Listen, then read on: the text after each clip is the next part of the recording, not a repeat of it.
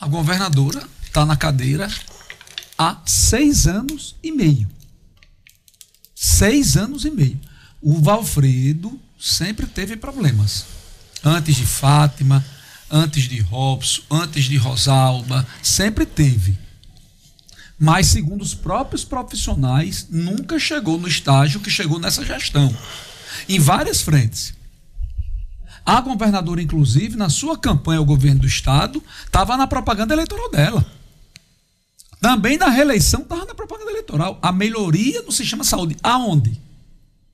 Aonde? Como é de uma hora para outra? Sem falar que nunca se chegou tanto recurso para a saúde como na pandemia. Sem falar nisso. Não é? E aqui não são palavras fáceis.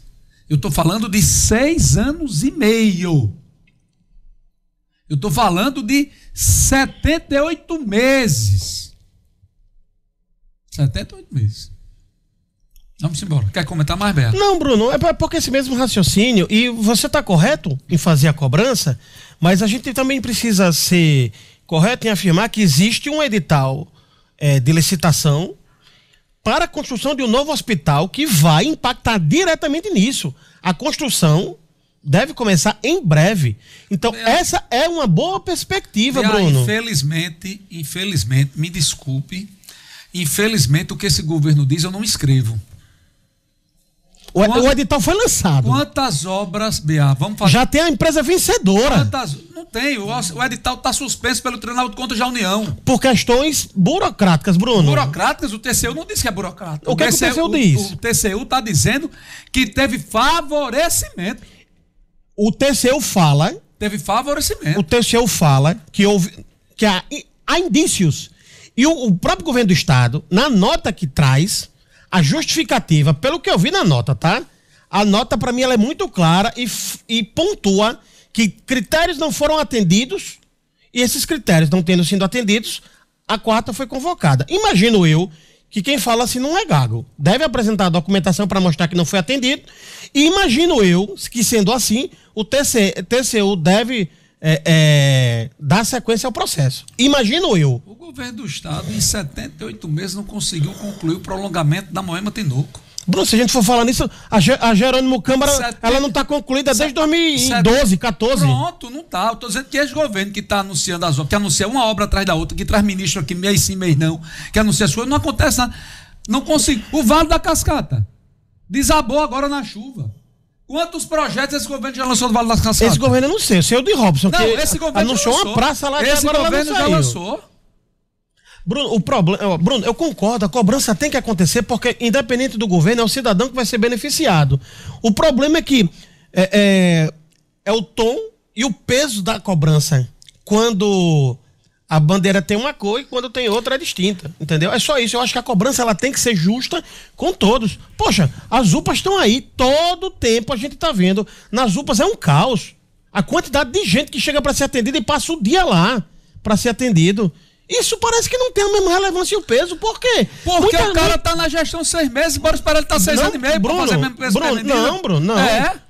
O que eu estou dizendo aqui é que essa mesma cobrança... Se a régua é essa? Não, Bruno, independente do tempo, cobrar do gestor uma entrega melhor, isso independe do tempo.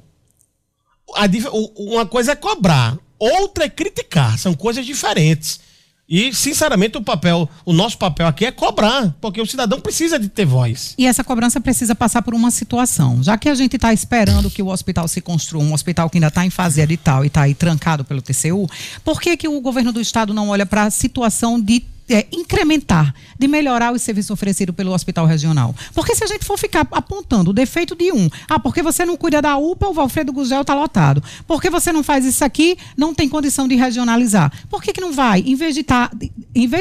Continua a obra do novo hospital, mas por que não chega lá no Hospital de Pau dos Ferros? Por que não chega no Hospital de Apuri e dá condição de funcionamento? Por que não faz um planejamento e transforma esses hospitais, que não são tão longes, em polos, em algo parecido? Aí, as cirurgias vasculares parou. Se a gente tivesse um hospital em Mossoró que tivesse essa funcionalidade, que tivesse um setor, tivesse uma sala de cirurgia para isso. Eu acabei de receber um relato aqui de que tem salas de cirurgia no Valfredo Gugel fechadas nesse momento porque as pessoas estão ocupando. Eles não têm para onde mandar.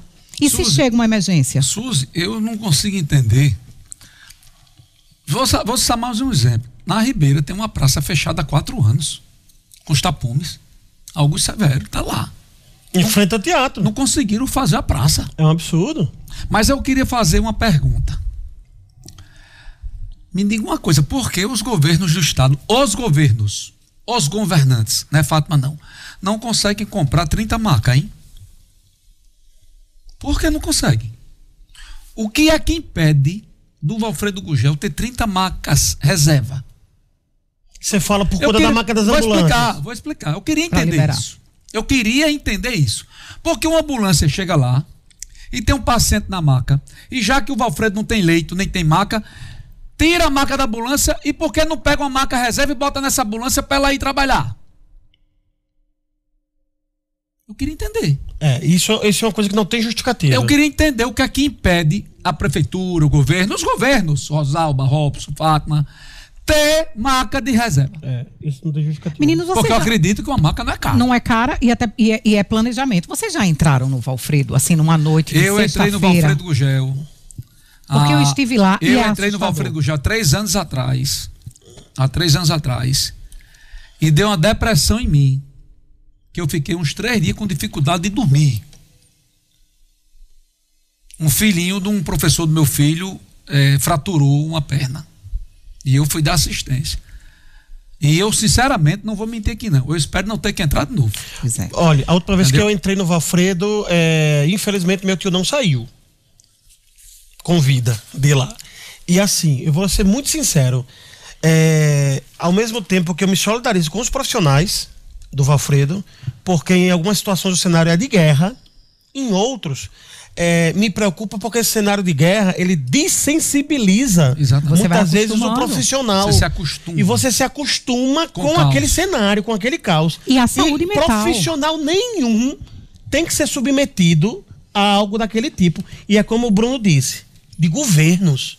Isso não é de hoje e isso é triste ter que dizer isso, que é um cenário de 20 anos.